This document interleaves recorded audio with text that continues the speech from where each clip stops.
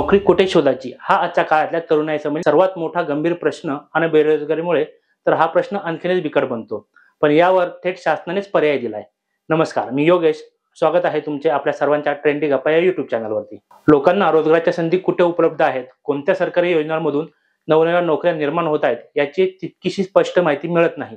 मात्र आता रोजगार निर्मितीसाठी सरकार लवकरच एक महत्त्वाचे पाऊल उचलणार आहे, ज्या अंतर्गत रोजगार निर्मितीचा रिअल टाइम डेटा लोकांसमोर आणला जाणार आहे। यासाठी केंद्र सरकारने प्रयास पोर्टल तयार केले असून या पोर्टलवर देशातील विविध सरकारी योजनांमधून निर्माण होणाऱ्या रोजगाराचा डेटा नियमितपणे अपडेट केला जाणार आहे। चला या विषयावरती सविस्तर माहिती जाणून घेऊयात। सर्वप्रथम प्रयास पोर्टलचा उद्देश काय आहे बघूयात। आतापर्यंत रोजगार डेटा मिळवण्यासाठी PLFS म्हणजेच पिरियडिक लेबर फोर्स सर्व्हेवर अवलंबून राहावे लागत होते, ज्यामध्ये डेटा संकलन करून डेटा प्रकाशित होण्याच्या कालावधीपर्यंत विलंब होत असे। पण आता प्रथमच प्रयास पोर्टलच्या माध्यमातून हे चित्र बदलेल अशी अपेक्षा व्यक्त केली जात आहे। या पोर्टलच्या माध्यमातून रोजगार निर्मितीचा डेटा हा रिअल टाइम स्वरूपात उपलब्ध करून दिला जाणार आहे, ज्यामुळे सरकारला आणि नागरिकांना अचूक माहिती मिळण्यास मदत होईल। आता जाणून घेऊयात प्रयास पोर्टल म्हणजे काय आणि ते कसे काम करत आहे। प्रयास पोर्टल हे केंद्र सरकारचे अधिकृत डिजिटल प्लॅटफॉर्म आहे, जिथे विविध मंत्रालयाच्या सरकारी योजनांचा डेटा एकत्रित मिळणार आहे। या पोर्टलवर सरकारतर्फे चालवल्या जाणाऱ्या योजनांमधून निर्माण होणाऱ्या रोजगाराचे रिअल टाइम अपडेट्स मिळतील। यामुळे सरकार, पॉलिसी मेकर्स आणि सामान्य नागरिक देशातील रोजगाराच्या सद्यस्थितीचा आढावा घेऊ शकतील। याबाबत अधिक माहिती देताना सरकारच्या एका वरिष्ठ अधिकाऱ्याने सांगितले की सध्या आम्ही रोजगाराचा डेटा एकत्र करण्याच्या प्रक्रियेत आहोत, ज्यामुळे सर्व सरकारी योजना आणि रोजगार निर्मितीचे अपडेट्स एका ठिकाणी पाहता येतील। एप्रिल किंवा मे 2025 पर्यंत हा डेटा उपलब्ध होण्याची शक्यता आहे। आता समजावून घेऊयात या पोर्टलचा नेमका उपयोग काय। प्रयास पोर्टलमध्ये सरकार आणि धोरणकर्त्यांना रोजगार निर्मिती संदर्भात अधिक चांगले नियोजन करता येईल।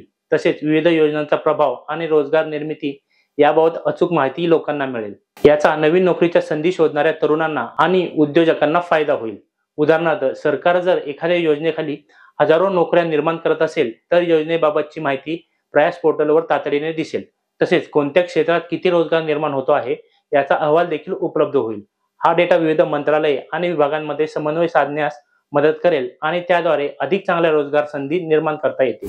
सध्या रोजगार डेटा कसा मिळतो तर पाहूयात। सध्या सरकारकडे दोन प्रमुख डेटा स्रोत आहेत। आधी सांगितल्याप्रमाणे पहिला स्रोत आहे PLFS म्हणजे पिरियडिक लेबर फोर्स सर्व्हे आणि दुसरा स्रोत आहे reserve bank of India. RBI चे KLEMS डेटाबेस PLFS हा डेटा सर्वेक्षणावर आधारित असल्यामुळे त्यामध्ये विलंब होतो, तर KLEMS हा उद्योग सर्वेक्षण आणि मोठ्या कंपन्यांवर आधारित असल्यामुळे हा केवळ मोठ्या उद्योगांवर लक्ष केंद्रित करतो, म्हणून संपूर्ण रोजगार परिस्थितीचा लेखाजोखा यात दिसत नाही। त्यामुळे प्रयासच्या माध्यमातून सरकार रिअल टाइम आणि अधिक अचूक डेटा प्रणाली विकसित करण्यासाठी प्रयत्नशील आहे। आता जाणून घेऊयात प्रयासच्या माध्यमातून सरकारच्या पुढील योजना काय आहेत। प्रयास पोर्टल सोबतच सरकार नवीन धोरणे आणि उपक्रम सुरू करत आहे, ज्यात नोकर भरती संस्थांचे निरीक्षण अधिक प्रभावी करणे, कौशल्य विकास कार्यक्रमांचा प्रभाव वाढवणे, परदेशी रोजगार संधीबाबत माहिती देणे याबाबत सरकार विचाराधीन आहे। विशेष म्हणजे अनौपचारिक क्षेत्रातील रोजगार डेटा अधिक स्पष्ट करण्यात सरकारचा भर आहे।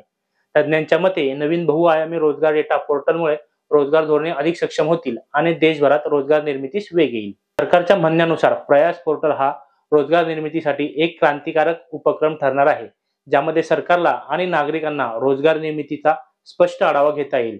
तसेच नोकऱ्या शोधणाऱ्या तरुणांसाठी हा एक उपयुक्त स्रोत ठरेल। तुम्हाला हा उपक्रम कसा वाटतो? तुमच्या मते रिअल टाइम रोजगार डेटा उपलब्ध झाल्यास काय बदल होतील?